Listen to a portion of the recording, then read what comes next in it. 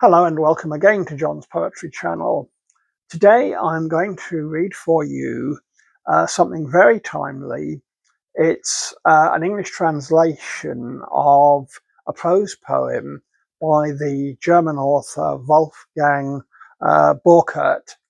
Now, he lived through the Second World War. He died in 1947. He was highly critical of Hitler and indeed wrote things very anti-Nazi, anti-Hitler. Um, Perhaps somewhat fortunately, rather than being killed for this, as so many people were, he instead was put into prison a couple of times. This may have hastened his early death, but his thoughts about all these sorts of matters are well summed up in this, which is called "There's Only One Thing for It." You, man at the machine and man in the workshop, when tomorrow they order you to make no more water pipes or kitchen saucepans, but steel helmets and machine guns, there's only one thing for it. Say no. You, girl behind the shop counter and girl in the office, when tomorrow they order you to fill grenades and assemble telescopic sights for a sharpshooter's rifles, there's only one thing for it. Say no. You, factory owner, when tomorrow, instead of washing powder and cocoa, they order you to make TNT, there's only one thing for it. Say no. You, research chemist in the laboratory, when tomorrow they order you to discover new forms of death for destroying your old way of life, there's only one thing for it. Say no.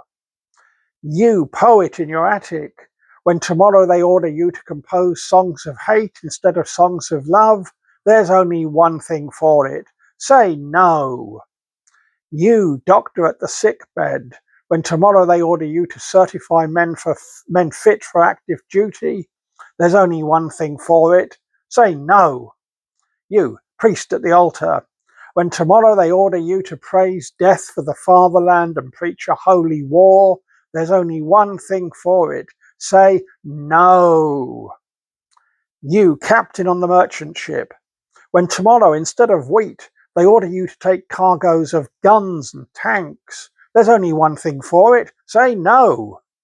You, pilot on the airfield, when tomorrow they order you to fly bombs and incendiaries over cities, then there's only one thing for it. Say no.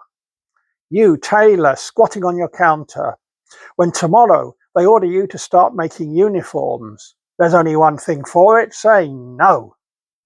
You, judge in your robes, when tomorrow they order you to hold a war tribunal, there's only one thing for it. Say no. You, signalman in your signal box, when tomorrow they order you to give the green signal for munition trains and for troop transport, then there's only one thing for it. Say no. You, man in the village and man in the town, when tomorrow they bring you your calling up papers, there's only one thing for it. Say no.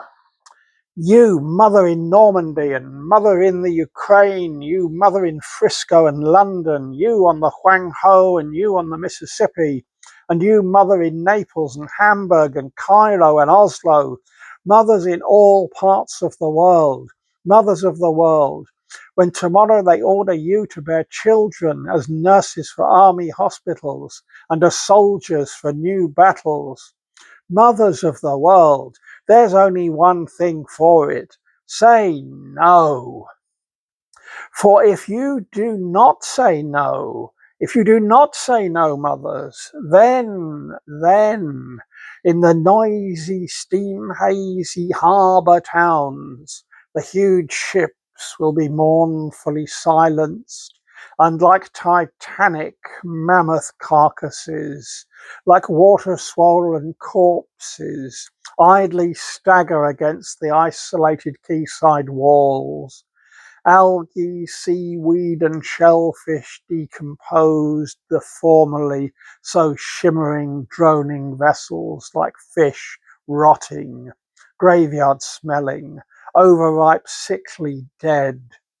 The tram cars, like mindless, lackluster, glass-eyed cages, crazily battered and crumpled, will lie by the tangled steel skeleton of wires and tracks, behind decomposing, bullet-riddled sheds in abandoned, crater-torn streets. A murky, mud-grey, impenetrable, leaden stillness will waver over everything, everywhere, voraciously growing in schools, universities, theatres, in sports grounds and children's playgrounds, avid and gruesome, irresistible. Sunny, juicy wine will putrefy upon the dilapidated terraces. The rice will wither in the parched soil, the potatoes will freeze in the unploughed fields, and cows will stretch out their legs, stiffened in death, like upturned milking stools. In the research institutes, the ingenious formulations of great physicians will grow sour, mouldy fungus.